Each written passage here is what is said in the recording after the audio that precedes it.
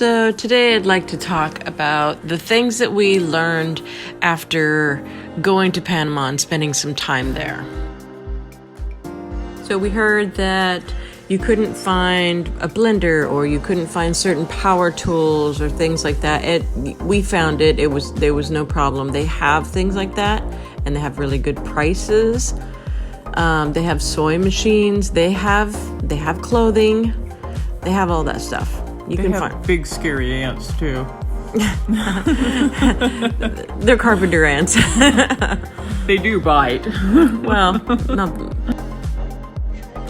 So we came to look at property in the rainy season, and we kind of did that intentionally because we wanted to see what the property would look like in the worst case scenario.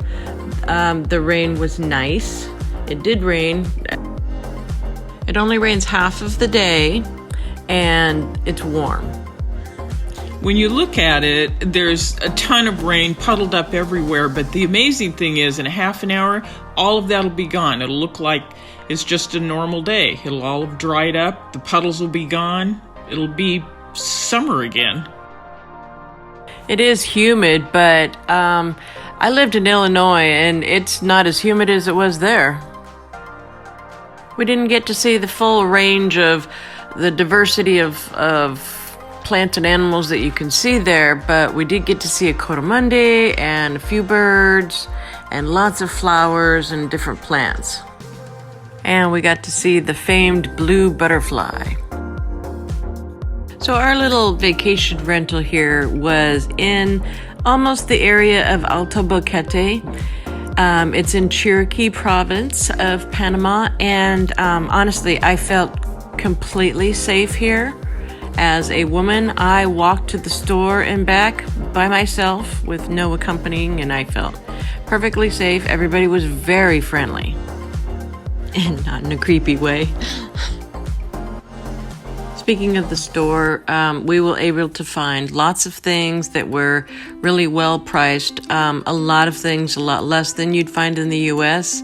Of course, if you want to buy Lay's potato chips, you're probably going to spend about the same that you'd spend in the U.S.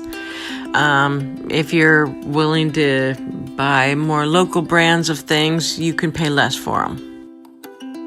Eating out is very affordable. The U.S. the prices have gone up so much for eating out anywhere, even a cheap place, that it is really not affordable. But here, it is still affordable. Real estate prices range from, you can find places for all the way down to $5,000 up to, you could find $1 million houses here too. Those $5,000 houses are going to need a ton of work, if not just redo it. I shared the $5,000 house that we found, and it was an animal shelter. They were trying to pass it off as a house. There are gated communities with HOAs and all the other stuff like that we have in the U.S. We were told get a lawyer, work through a lawyer to buy property. That's what I recommend. Don't do it on your own. You can lose a lot of money. Lawyers do basically the same things that real estate agents in the U.S. do, but real estate agents here do not do that same thing. You can find expat communities on Facebook, and they will vet all kinds of lawyers and other professions. That's where you should find a lawyer. And then there's a gate, and you come over here, and then there's another drain right there. And then there's this other one. I bet you this one goes underground and goes to that other side, and there's actually another one there too. Yeah. The expat community actually recommended Joshua, our driver, to us, and he has been fabulous.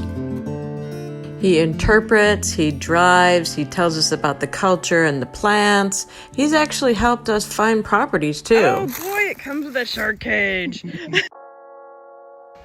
Sadly, you'll see lots of skinny dogs here. It really comes down to poverty.